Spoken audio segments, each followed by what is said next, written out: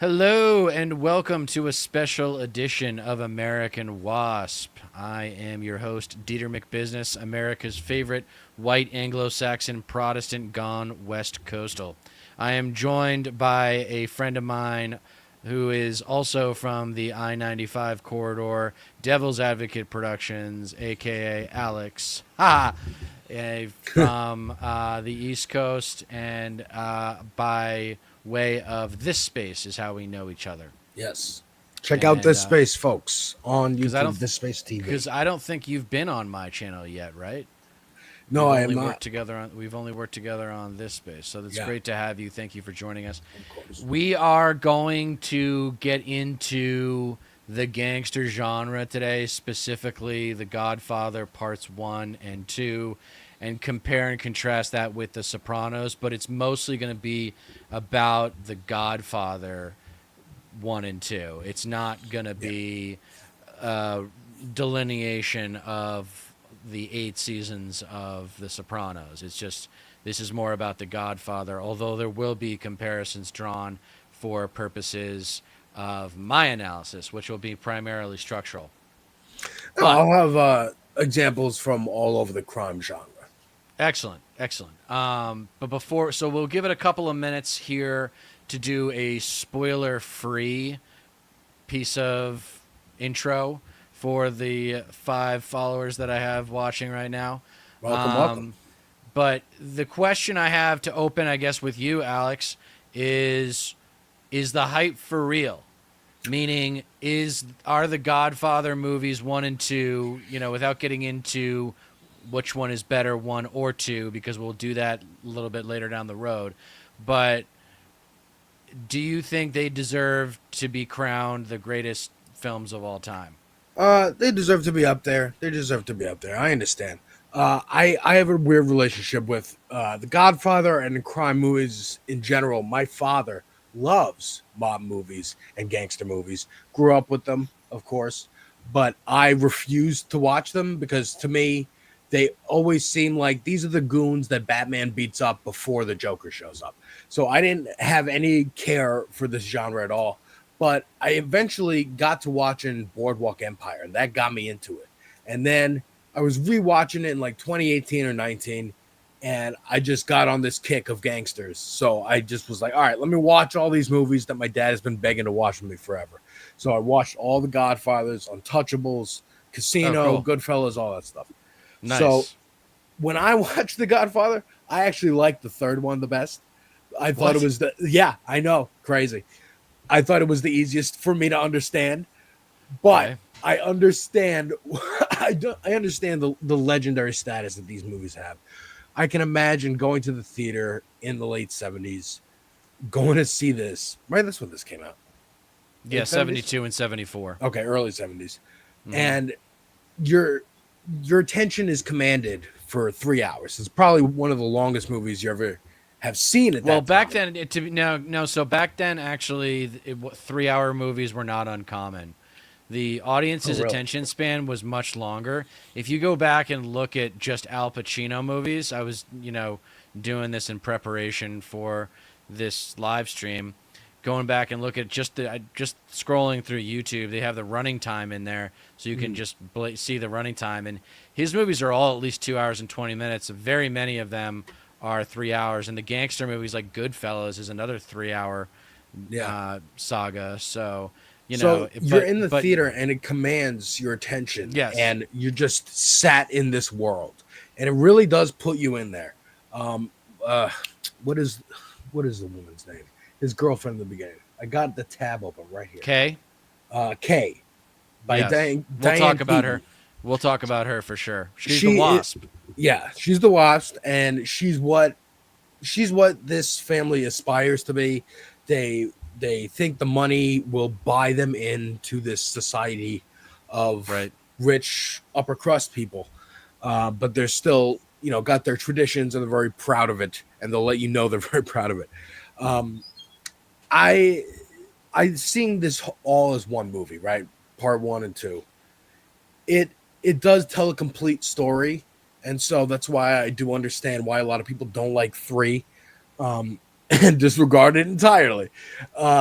but it, I really do like getting the history behind this family and why Michael had this urge to leave and then yet finds his way back every time.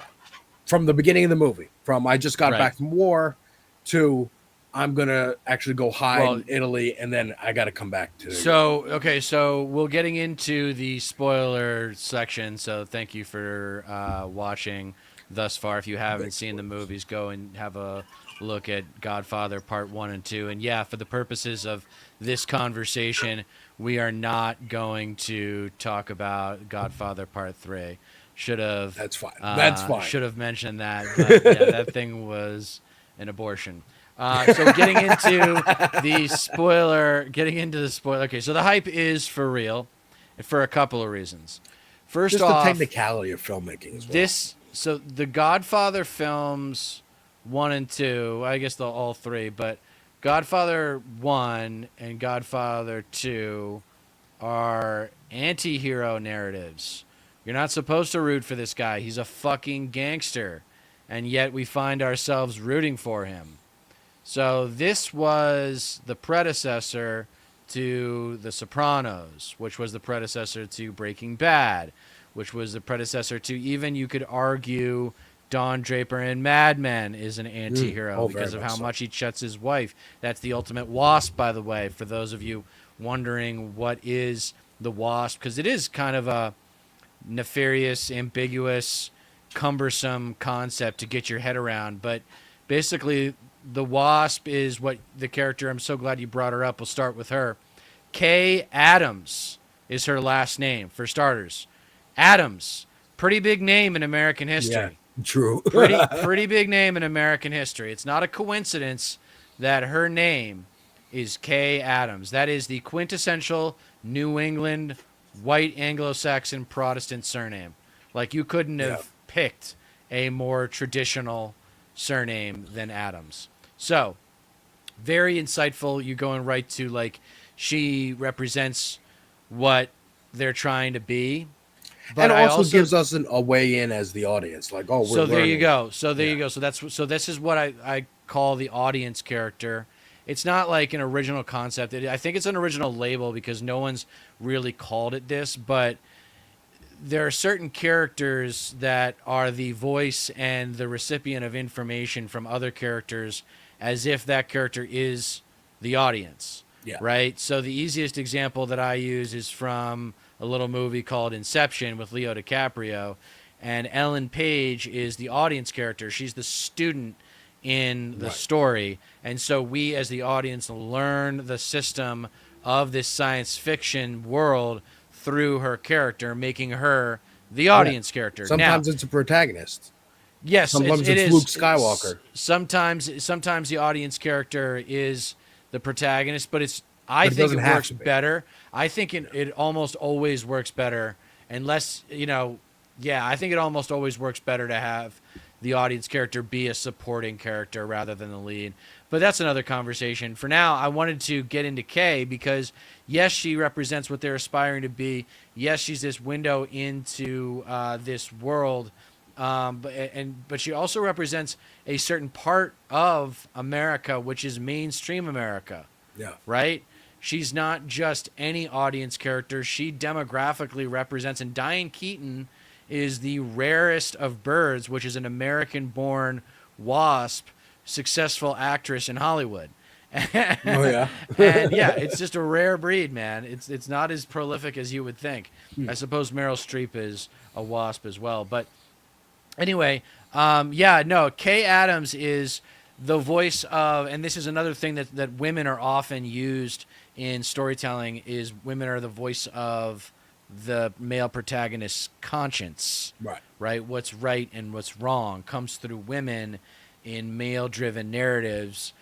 Let's be pretty simple about it, because they have more respect for life than men do, right? Like, they are built to create life, whereas men are kind of built to it also goes into the patriarchy of, like, that's your family, that's going to be the mother of your children, and she's so important. We also see how they treat women in these movies. And Right. for all the reverence that they say, it is their actions speak differently a lot of the But time. but Kay is definitely the benchmark for morality in this Yes. story. I think it's cool that we're talking about her first because she's the outsider. She is our gateway into this world now. So she's who the audience is. The audience likes to think that they could be Tom Hagen, but they're not smart enough to be Tom Hagen. Who Tom for Hagen is a good character too. Tom Hagen's an amazing character, and I was thinking in the prequel, it would have been cool to see Sonny meet Tom Hagen, like save him from the street, and see like Vito bring him in. There was a lot of like more prequel stuff that they could have done, and we'll talk about that too when we bring in the Sopranos. But yeah, Kay was definitely the moral barometer for the movie, and that's why she goes in and out. She bookends each movie. Right? Yeah. And She really does. She starts out as the outsider at the wedding in the first movie, and then she ends as the outsider with the door getting shut on her at the end of 1. Yeah. And then at the beginning of 2, they're having their son get first communion, and she almost gets killed at the hit. And then at the end, she tries to take the kids, and he's like, no goddamn way. Yeah. So, I mean, she was really important to the beginning and the end of those movies, but not as important as in the middle of it. You mentioned the kids, and that I know we're not going to go too much into 3, but that's why I like 3, because it kind of it fulfills the arc. Improves her right. She is the moral barometer. He gets punished by his, spoilers, his daughter dying. Right. So, and his son hates him too. Yeah. And that's why I like it, because he finally gets his. Because man, so there should have been a 3. There should have been a 3, but it should have come out in the late 70s. Yes. Instead of 1990. I agree. Yes. If I it understand. Come out in the late a legacy 70s, sequel, the first legacy sequel. Yeah, it would have been sweet. But I actually think that 1 and 2 probably ran their legs for a variety of reasons. But okay, so we did the audience character. We did the invention of the anti-hero. That's kind of like where the genius comes in. This is male fantasy, right? Yes. So the male fantasy is the gangster fantasy, which is I can kill anybody that pisses me off, and I can bang any woman that I want. That's and I have all the power over all my friends. Yeah, and I can have a family and I still never have to grow up in a lot of ways. Yes. Yeah, very much and that's so. Acceptable. Goodfellas is a really great example of that one. Well, The Sopranos, I mean, is but in fairness, Goodfellas came first, so I mean, it's all got the same DNA. But it is and that's the ugly part. I remember watching The White Lotus season 2, and the guy who plays Christopher Moltisanti, Michael, I forget his name, but anyway, he was talking to his son about how these gangster films promote a male fantasy that doesn't really exist, and the son is like, those shouldn't be happening, that shouldn't be a male fantasy. He's like, yeah, but it is. And my whole view on that conversation is, in a free market, someone's going to come up with it. Sure. In an open marketplace of entertainment, someone's going to come up with that male fantasy, and it's going to build a following. It's going to sell, for sure. Yeah. There will always be, people who watch movies like Goodfellas, or later the same movie, pretty much, Wolf of Wall Street, and just take the wrong lessons from, oh, that looks fun, and I want to do those things and have those kind of parties, but I don't care about the rest of the message of the movie. I don't have media literacy, so I can't absorb what the message is. This movie is the beginning of the anti-hero for real in modern media, but a lot of people don't see it that way. Now, I understand the reason why you would write a book like this, because it was a book first. But it was a really weird book, though. It's a really weird book. Half of it was about a doctor working on this teenage girl and giving her it was weird. Anyway, keep going. Yeah, I didn't. But telling the story of the American immigrant. Like that's what a lot of the gangster story was about, of how to get a leg up in this country when everything was against you, Right. and sometimes turning to crime and organizing Breaking with the your rules. community. Yeah. Yeah. Now, that's an important story to tell, but then when you get too far into they're just straight up gangsters, and this is like now we're harming society. Then I feel like putting a harder button on these are bad guys, and you shouldn't want to be like this. I think one of the best examples is the Penguin TV show that was on HBO. That show is very, because I was watching The Sopranos at the same time. I just finished it this year with my wife because I'd never seen it before, and it reminded me of like what The Sopranos was trying to do was empathize with Tony and figure out what was going on in the mind of a mobster. In Penguin, by the end of that show, you're like, oh, this is a villain. This is a bad guy. This Well, is yeah. not someone you can empathize with because they're not human, really. Right, they're a They're a sociopath. monster. Yeah. They have no conscience. And I think that's where Sopranos did try to go towards the end, because you almost feel like the writers were aware of the criticism. Was like, ooh, let's put like a harder All right. like stance that he's a bad guy. So I'm gonna get into this now. I guess might as well, just because I think there's so much commentary out there about The Godfather. What's the real, insight? Um, it's actually like The Godfather in a perfect world would have been a 10 1 hour episode epic that would have explained better the mechanics of organized crime. You're giving Because them ideas, man. I the guarantee you they're thinking of it. Well, yeah, but because in both, and this is the tragic nature of both of these stories. In The Godfather, the organized crime is about growth of the family becoming the most powerful crime family in the country, right? That's not what The Sopranos is about. The Sopranos is about like maintaining functionality, Yeah. and Tony like being the king of North Jersey.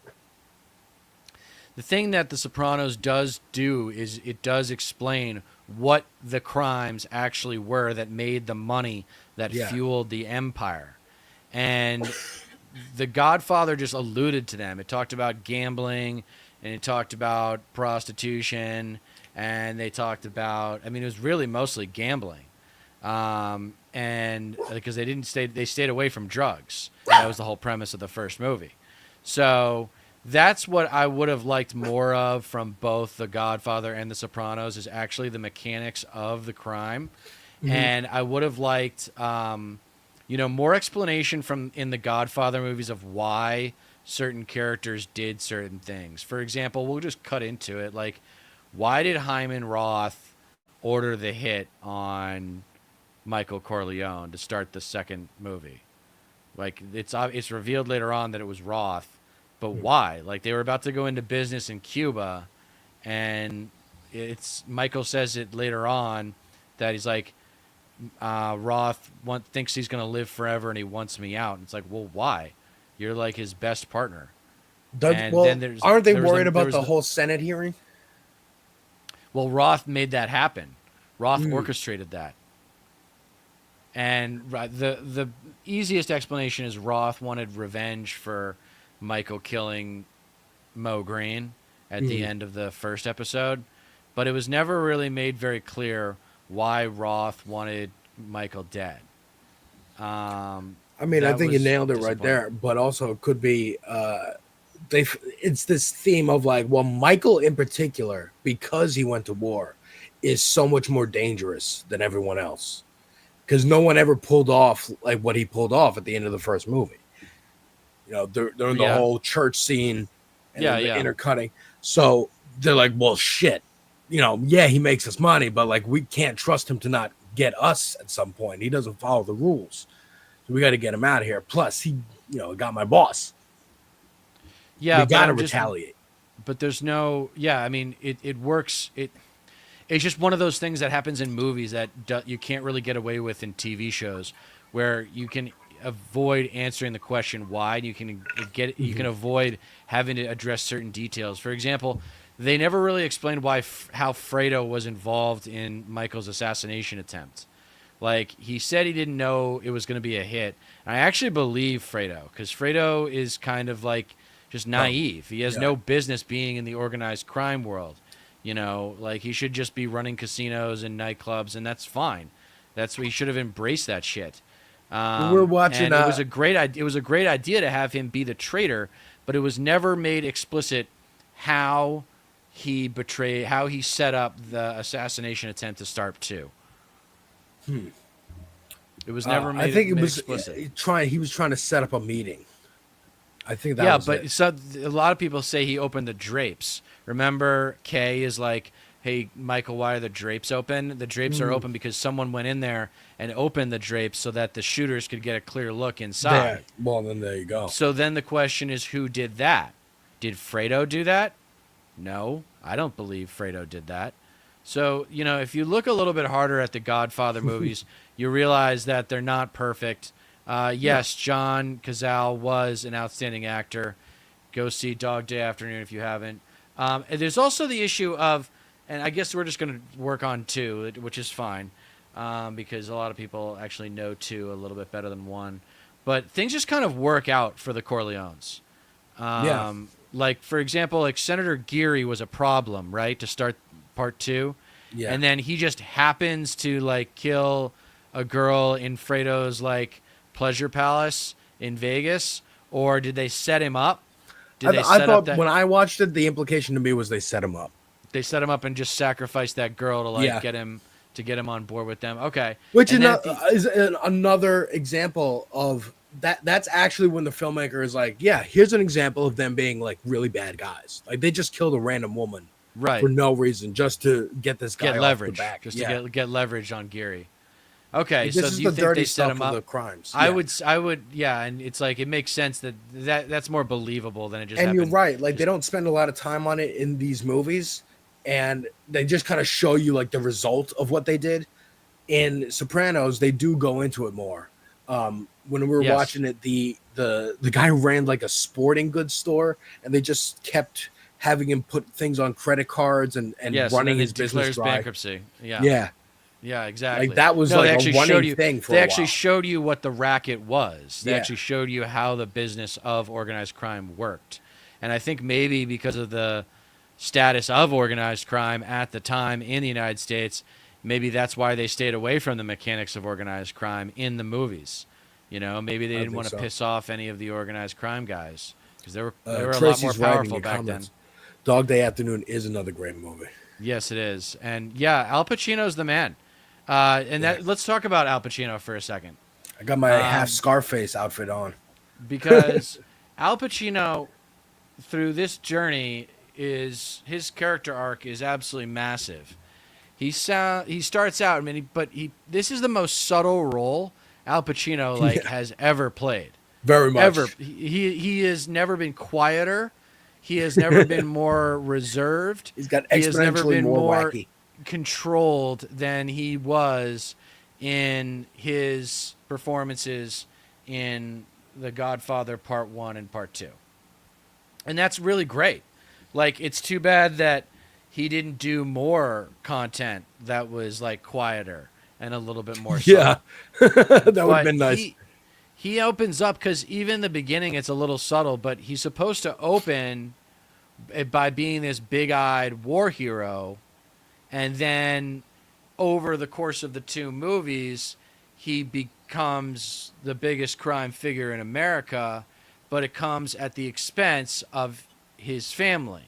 Yeah. Right? Like, he might still have custody of his kids at the end of 2, but if you notice, you look very carefully when they're zooming in on him right before the end credits roll at the end of 2, he's still wearing his wedding ring, which means he's in denial about being divorced from Kay and actually, not achieving that ultimate goal of becoming a legitimate businessman.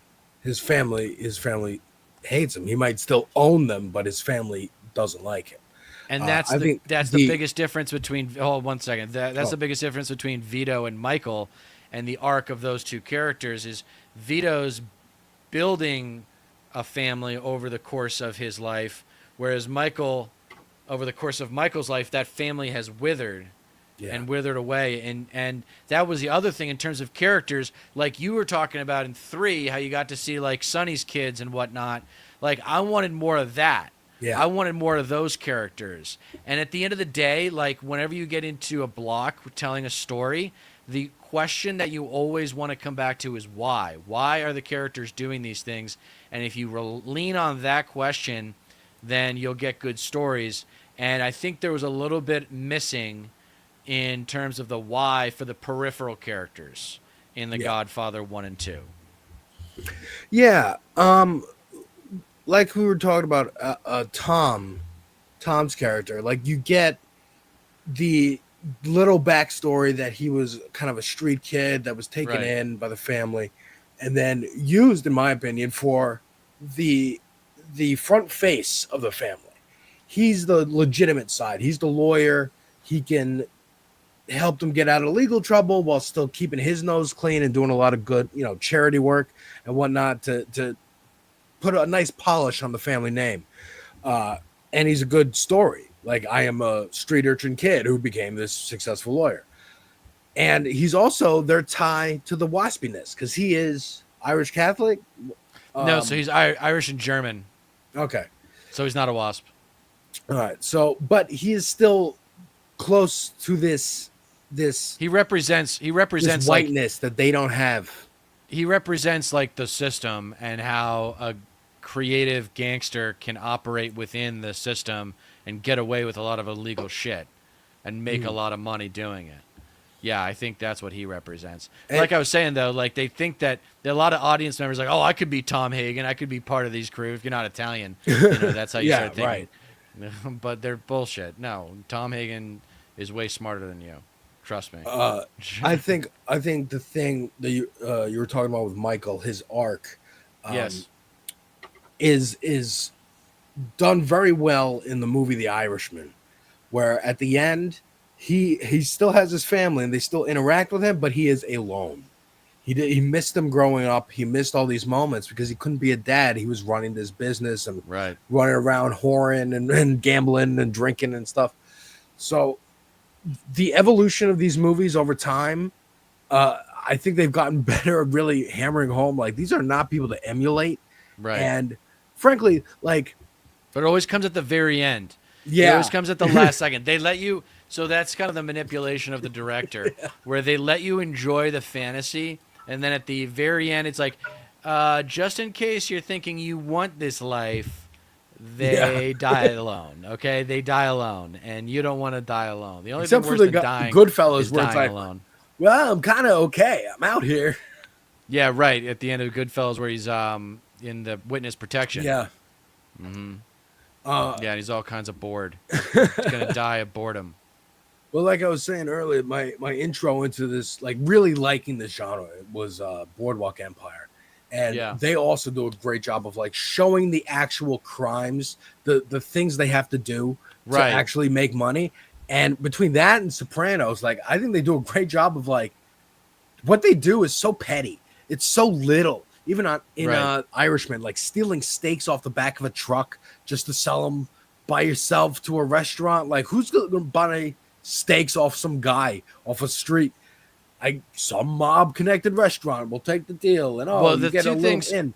It's so weird and petty. Like the things Tony would do on Sopranos, just like stealing shit just because he likes it. I remember they stole like a truck once. It was like, we're having like old times. We're stealing a truck. Stealing suits and like stealing suits. Yeah. The thing that I do like about The Sopranos, Tony Soprano versus Michael Corleone. We'll do this for a little while. Yeah. Let's do this. The thing that I like about Tony Soprano over Michael Corleone is that Tony wants power. We see a lot of characters, a lot of leading men who end up with power that don't want power. Tony has always wanted to be the boss. So that's kind of fun. I think that's more honest, and it's the character that I relate to more. The second is that Tony's sexuality is a huge part of his character, and it is the least significant part of Michael Corleone's character. Yeah, Michael has sex in the course of these movies, but you go like, I guess that happened.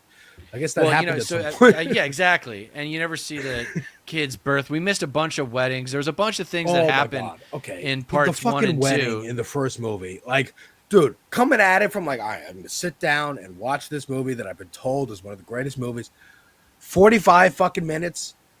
It felt like for this wedding to happen in the very beginning. Crazy. Yeah. And then he So that fucks was off to Italy for like a so third of the movie. so the opening with the wedding, because that's a really rare event when you think about it, right? It's not just any wedding, it's his only daughter's wedding, which according to the Sicilian tradition means that's going to be the only opportunity that community has to ask him for tough asks that he can't refuse because it's his daughter's wedding. So it's a good example of Coppola, the director, Francis Ford Coppola, cutting into the action. You always want to start the story in an interesting moment of the story. You can use flashbacks and other things to get the audience caught up on what happened, but you want them to see something that makes them connected to this world. And you can feel the power within the meetings that he has. It opens up with him listening to, The Undertaker talk about his daughter getting beat up. Yeah. And then and Brando. So Brando was only 47 when they made The Godfather. Yeah. And do you also know that? Yeah, and he had a prosthetic in his on his lower lip that gave him the bulldog, like a bulldog. And then he also didn't memorize his lines. They had cue cards set up. Yeah, you didn't know this part. They had other actors would have to wear cue cards with his lines on them. That's really funny. Yeah, no. What, was just being a diva? Marlon Brando was just like, I mean, he was so brilliant, but he was just the quintessential lazy actor. Like, he just didn't want to. He knew how to read his lines. Interviews. Yeah, the Christopher Reeve interview. I've seen that. That's a good one. He just like, he would leave the set. He would hold up. It's just like when people's livelihoods are on the line. Yeah, I don't really respect that kind of stuff. But that was my biggest difference between Michael and Tony. And I think, it's a trope. And it was good use by Coppola of using that classic storytelling device in a character where they don't want power. And those are the people who are really great with power are the people that don't want it. I disagree with that. I think that's just an intuitive understanding of power. I think some people who want power want to do it for good things. It might be rare. It might be more rare, but it's definitely the case. Yeah. I think Tony's big difference for me, his sexuality is a big part of it because, like, his sexuality informs so many decisions he makes that aren't even really decisions. They're just kind of urges, and he just follows them. And that's what we get really, like, cut into crystal by the end of that series, is that he is a man who just follows urges. I'm hungry. I want that food. I'm going to take it. I want this drink. I want this drug. I want women. I want whatever. And that's why he gets fatter over the course of the show. Oh, really? Oh my God. Tony Soprano got so fat over the course of that show. James Gandolfini, man. Yeah. He was great. He was great. Yeah. And in terms of prequels, if you want to bring it back to Godfather. Yeah. When we finished watching Sopranos, we watched The Saints of Newark.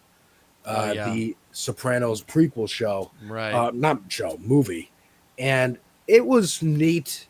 It was like a neat ancillary. It was the same formula, though. But it was the same it very much was. It was the same David Chase formula where the tragedy doesn't happen because of competing business interests.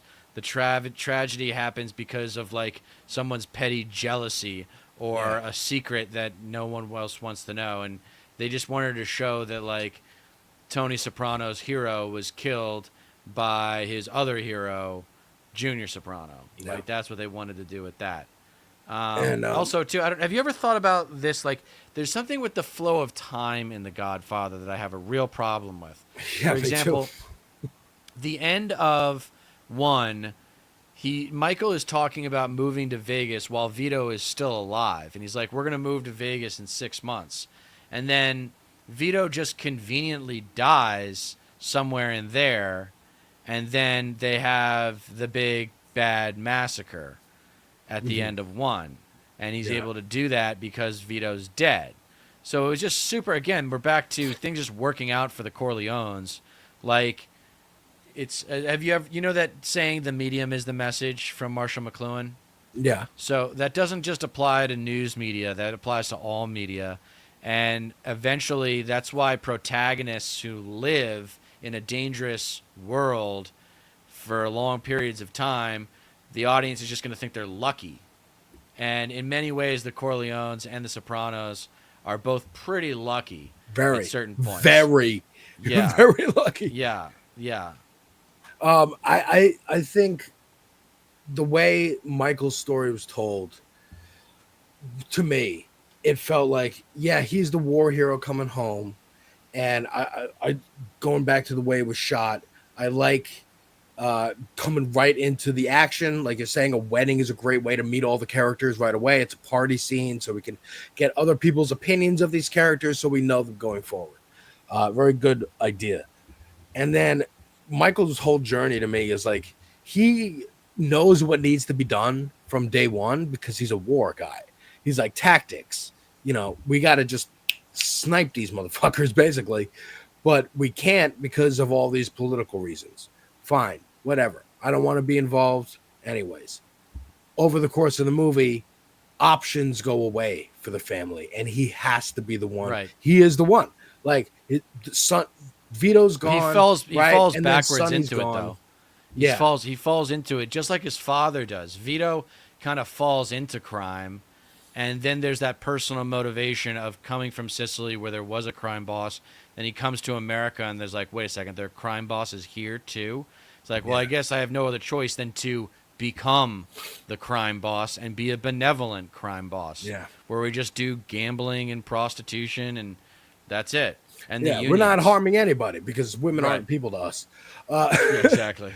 But I like the prequel. Let's talk about the prequel aspect because it is the first prequel, I think, in movie history, and it's sandwiched in a contemporary sequel, right, to the first movie, which I like because a straight prequel that can get messy. We've all seen Star Wars, but the sandwiching it in between the story of Michael continuing, and really that's the story of two, is him.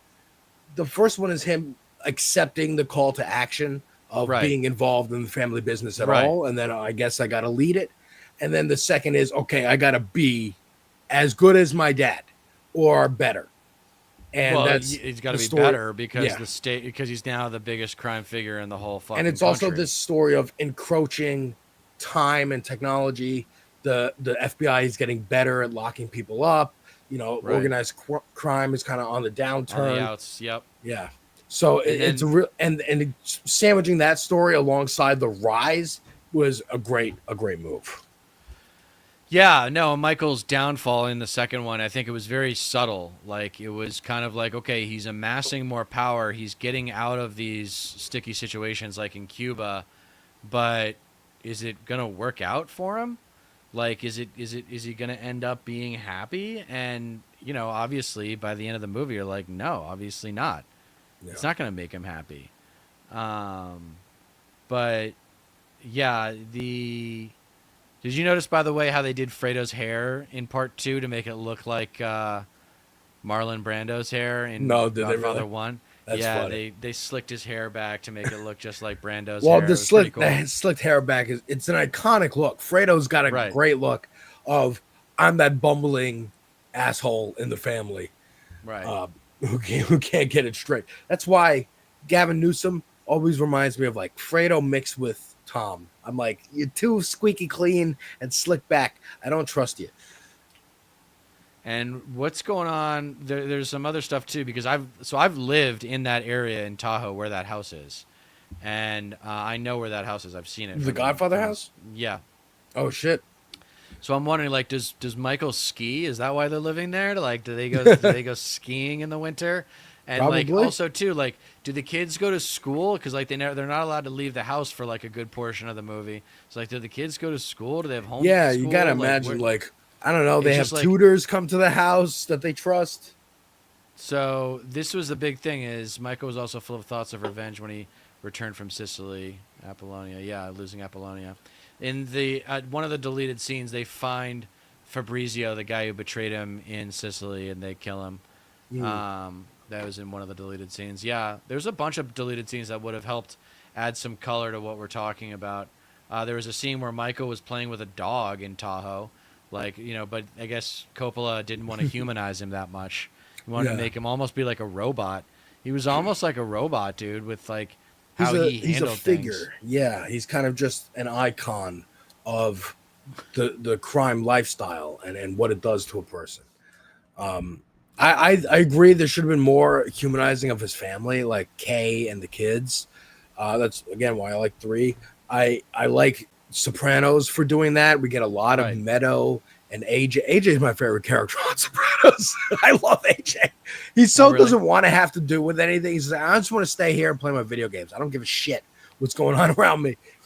And I appreciate that attitude, especially when it comes to your dad being gay. Like, I like that Meadow understands that he's a gangster, and he's like, I know my dad's important somehow. I don't really, for the longest time, he doesn't understand. And I like how in Godfather, how when they tell the story of the rise of this family, it is scrappy. And like, I like that they get his name wrong at Ellis Island, and that's where Corleone comes from. It's just like, oh, this isn't even, you don't even really know who I am. I'm like, he's like the Joker. He's like, he's bigger. He's just a symbol of organized crime, like becoming this vessel. It could be anybody. It could be anyone from anywhere. It doesn't have to be Vito Corleone from Sicily. Shit. Now, oh, your camera's on.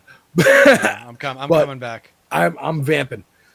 I like when I first watched The Godfather, the whole part, like it feels like it ramps up, right? Because it starts very slow with that wedding, and then more things start to happen. All right, plot's getting going, and then the assassination happens, and Michael's got to get out of town.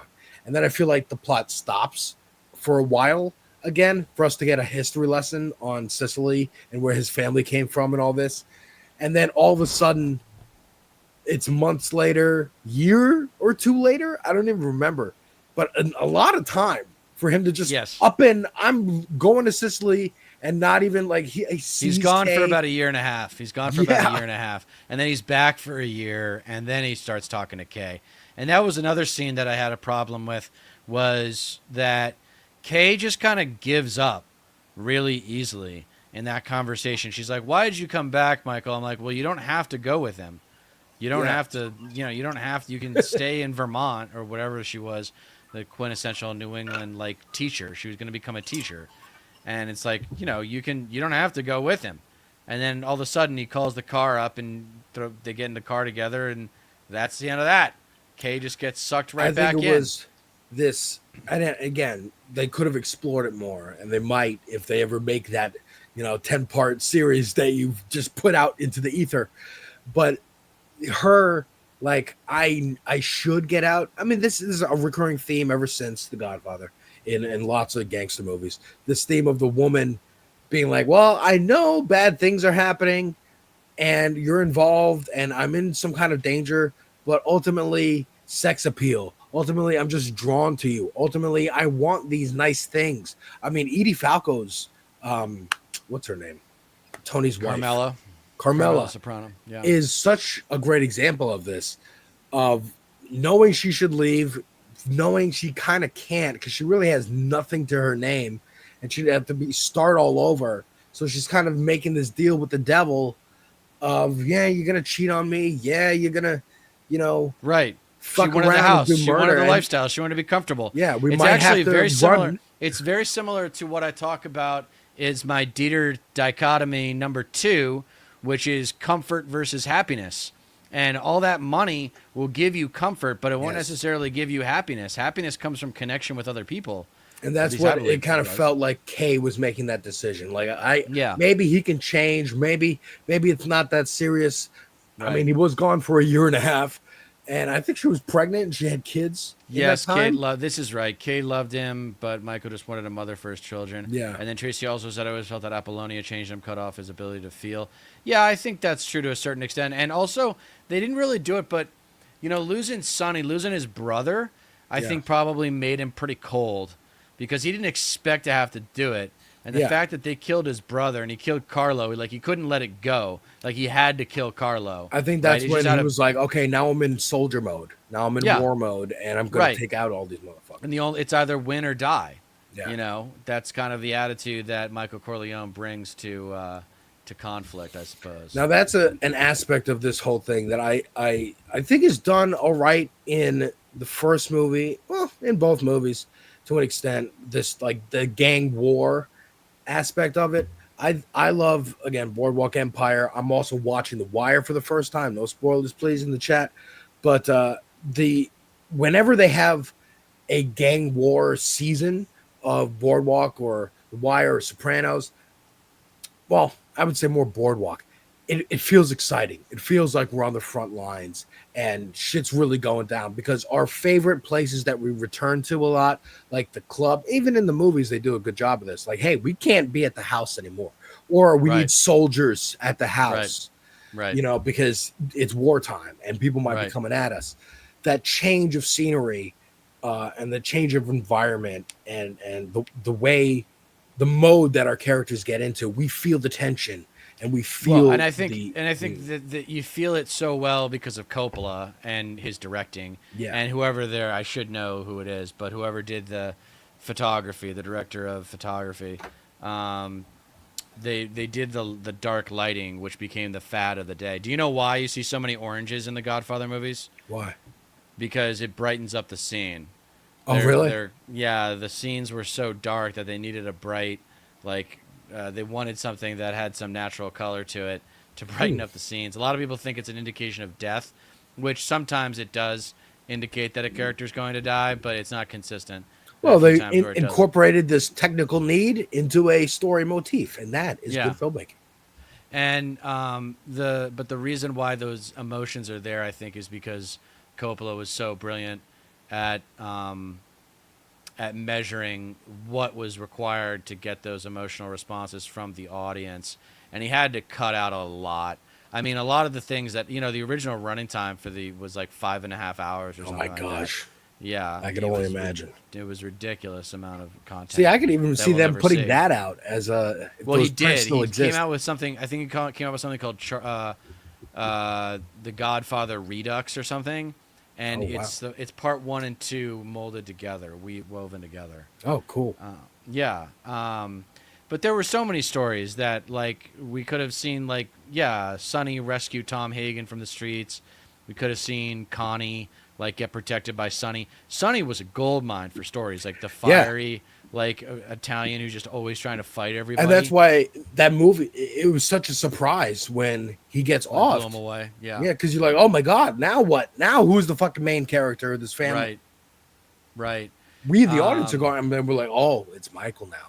I guess it's Yeah, Michael. it is Michael. And maybe that's the purpose of Michael being so quiet, is to kind of understand that that's the only way to really survive at the highest level, is to play everything so close to the vest and not trust anyone. Like, it was really sad. There's that scene in Cuba where Fredo's like, why didn't we spend time like this before? It's like, why? Yeah, why haven't you? He's like, thank you, Tracy. Cinematography was Gordon Willis. But, like, what did they do when they were kids? Like, they had an incredible upbringing. They had that huge compound in Long Island. Like, didn't they have any happy memories together? I mean, was Fredo always just an outcast? So I think there were certain shortcuts that had to be taken in order to, like, get character development. But I was sitting there, I was like, because Michael does drink a little bit. He doesn't drink a lot, but he does drink a little bit throughout those 2 movies. We could have seen more of his connection with Fredo in the first movie and in the second movie before the turn happens, for sure. I think of the downfall of the character and my little outfit of Scarface. Scarface does a great job in both movies, and they're even talking about making a new one. So, Breaking news, folks, if you didn't know. But the 80s Al Pacino, Scarface, is a remake of a 40s movie, which was really? based on Al Capone. Yeah, we watched it in film school. And it's about bootlegging, and alcohol is the thing that he's selling instead of cocaine, like in the 80s. And both stories are very xenophobic and make you fear the immigrant, but also give a story. I mean, they're both framed the same way. Like, that is why, they open, and even New Jack City is kind of a 90s retelling, but not actually a direct, it's not related to the Scarface name. But they say, like, this many immigrants are allowed in. Here's one of their stories. And it tells the story of fucking Al Capone, the original, the 80s one. But they both do a great job of, their family is the most important thing to them. Their sister, in that case. Right. Same thing with Michael Caine and his kids. Sister, yeah. And then by the end, they end up destroying that thing. Yes. By their actions and their own paranoia and psychosis. The control freaks. They turn into control freaks. And because you kind of have to be in order to survive. And that's like the personal consequence. It's funny. Let's go on a tangent real quick. So this also happens in our culture with professional athletes. So a lot of professional athletes who are like, I'm talking A-listers, like the gods among us, the people that, like LeBron James, Michael Jordan, Yeah. They end up being pretty lonely a lot of the times. And it's because, I think it's because they apply the same approach to relationships that they do to the court or the field or whatever their competitive context is. And they're just too competitive for anyone to be like, dude, is it always a competition with you?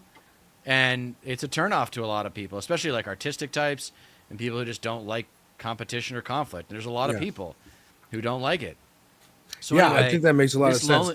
This loneliness, though, this gangster loneliness, feels like the kind of loneliness that you would get with that situation, with that kind of life circumstance, too. Yeah. They get a lot of the competition with the other, gangsters, of course, but also just competition. I mean, Sopranos explored this very much.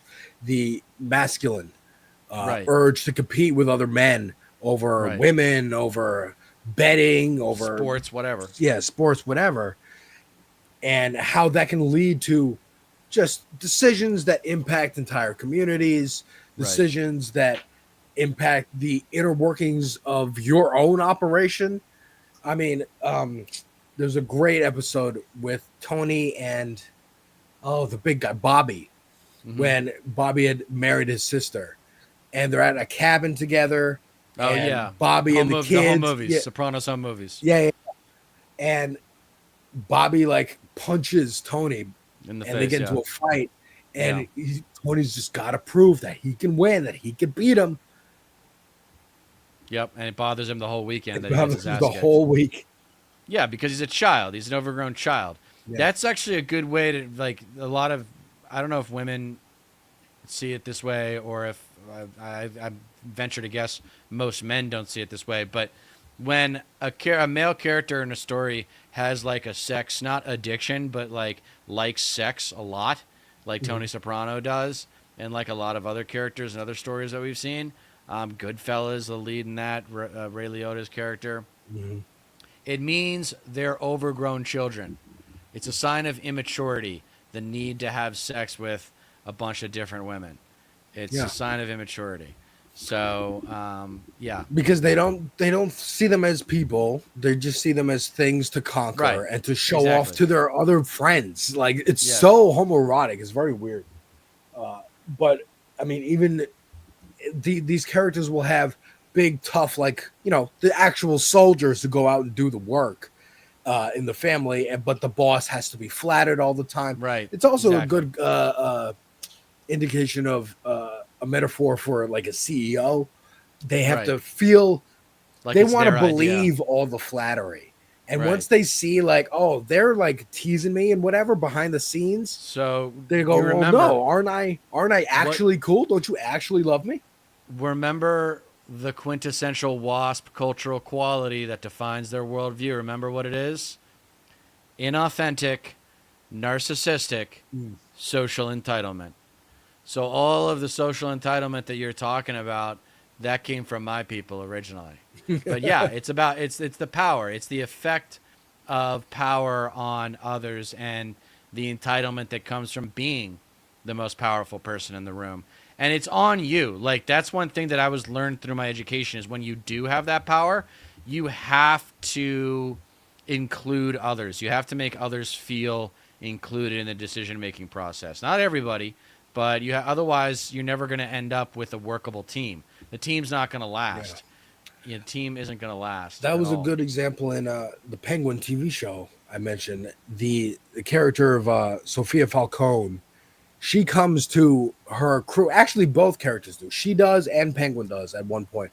Come to their cohorts and go, you know what? You guys have been doing all the work. Very, apt for Labor Day. Kind of like giving the power to the people. You own the means of production now. You're going to get a much bigger cut. We're going to actually split the winnings of drug dealing or prostitution, whatever racket we're running, equally. And you're all going to kind of get your get your money's worth for doing the bulk Uh-huh. of the work.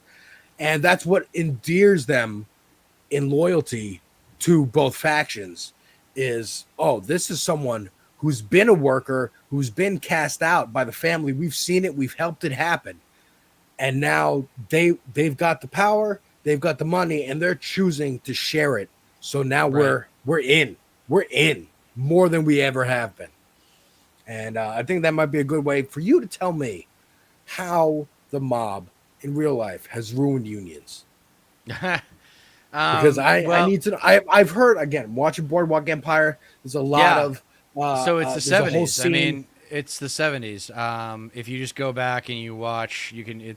There's a bunch of great documentaries on YouTube that does the explaining a lot better than I can. But yeah, I mean, it was basically construction sites in New York in particular, but all across the country.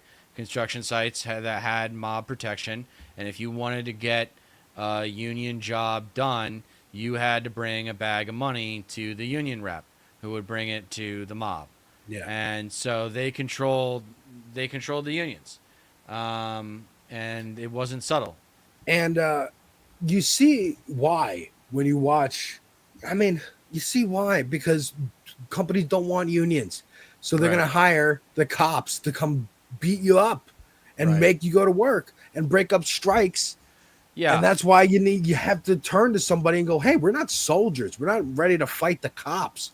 right. We need some support here, and that's where the mob comes in. I mean, Well, you Hell's talk about the Kitchen. Irishman. You talking about the Irishman, and like Jimmy Hoffa kind of fucked up organized labor in America in a big way, and he, I mean, the guy was kind of a gangster in his own right, and I understand him trying to make a difference and survive in that world, but yeah, like the whole system, the fact that organized crime was so prevalent in organized labor in the 70s made it ripe for the picking in the 80s. For sure. And it's like, yeah, let's go right after it. It's just a bunch of fucking, guinea wop goomba fucking Yeah. racketeers. Uh, And but even watching all of these different shows together, like The Wire and Boardwalk Empire and Sopranos and even Godfather, you understand that there is a sense of community and the sense of, yeah, we're all kind of the downtrodden. Either we're black folks or immigrants or uh, uh coming here trying to make a living, trying to scrape out a piece of that American dream, and the yeah. cops keep harassing us just because of the way we look or talk or act, and we have to live in these poor conditions. How do we possibly bring ourselves up by our bootstraps? Well, we got to take shit. We got to take shit and make it work for us. Right. But there's an antithesis there where, in order to have a redistribution of wealth, there has to be a concentration of power, and there has to be a concentration of power on the left, which means leadership, Mhm. and that's going to be hard to come by.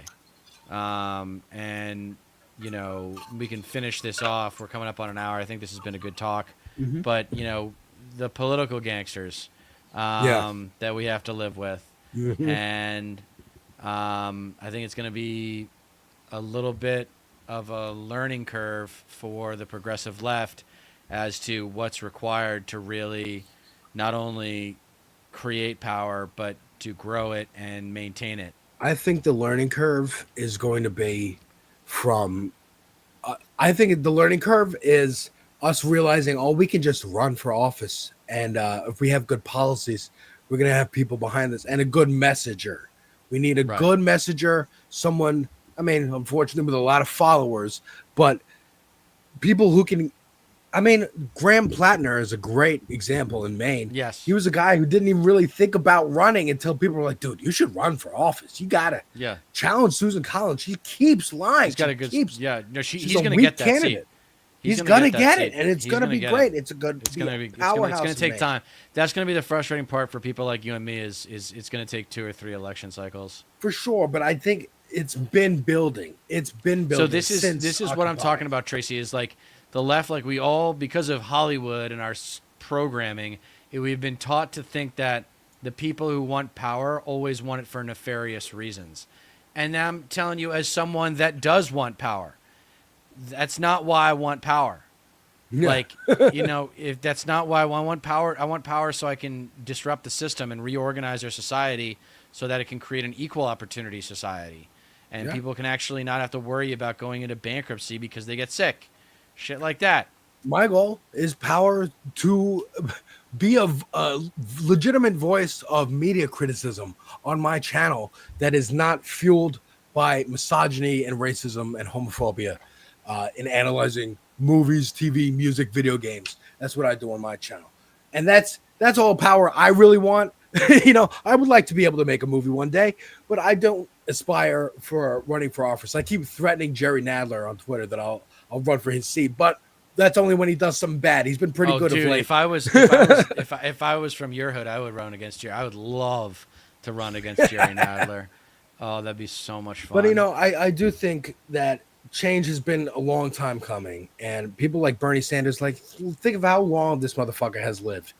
And he's finally really starting to see a movement come together. That's why he's going out on this oligarchy tour. He just did a thing with Graham Plattner. I hope he does it with every candidate in the country who's running on this same platform of tax fucking billionaires, help the working people, get us fucking affordable housing and healthcare and people and things that we can actually use to live without actually being in a union. Yes, Right. Unions are good. We should have unions, but they're not. We a don't panacea. need to be a union. They're not a panacea. They're not a Right. panacea. It's not the only option. The government can help you, and I think that's. Well, when I was thinking about running for office, one of the slogans I had was, the answer to government is not the solution to problem. Government is the problem, from Reagan in the 1980s. The answer to that is government is good because people are good. Yeah. And I think that's the case for most people. And that's why it's so much fun to talk about the gangster fantasy, because who hasn't met someone who they don't want to kill? And who hasn't met a girl that they wanted? I'm talking from the male perspective here. For sure. That they wanted to fuck, that got Heisman and didn't get it. And that sucks, man. You feel like a loser when you strike out with a girl. No one wants to feel that way. Yeah, you want to be able to walk into a room and every girl is clamoring to be with you because they know you're going to buy them things or do this or that. I never understood the appeal of knowing it's a transaction going forward. That's why I never been to a strip club. I'm like, I'm paying you to be attracted to me. This is not fun. I'm not getting anything out of this. But I think the thing that you can take from all of these gangster projects, The Wire, Sopranos, Godfather, is if you had good government programs, these people wouldn't need to exist. Exactly. They would have their houses. They would get a job. They would be able to support their families without having to rob fucking steaks off the back of a truck or bleed a guy for his sports emporium money or just snatching trucks for the hell of it. Good government programs to be able to help everyone have that same footing and be able to live their dreams and really actually have a slice of the American pie instead of stealing it off the window shelf. That's pretty good, huh?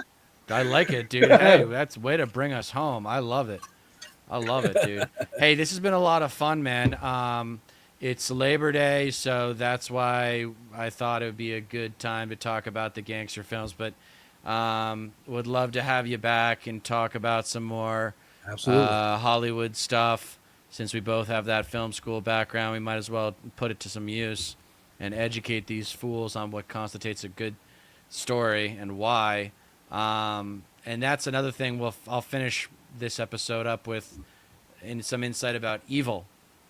Because according to Kay Adams, at the end of 2, the mafia is evil.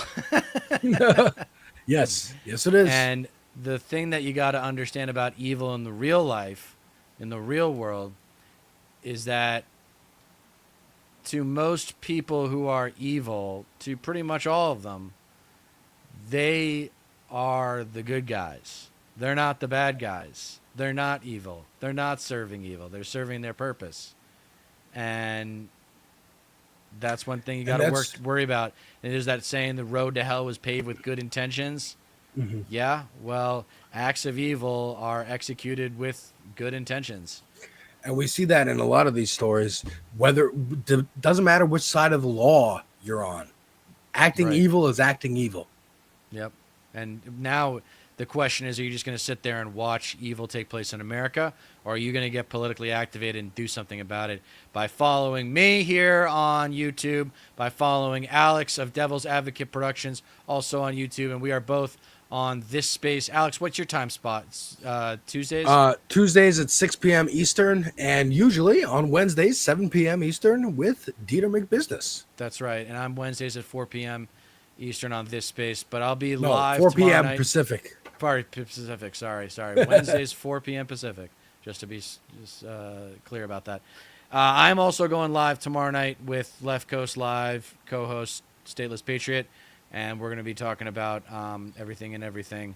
And I'm a little nervous because I'm about to move, and I don't know if the internet's going to be in as good a quality as it is in my new town, so I'm super nervous about that.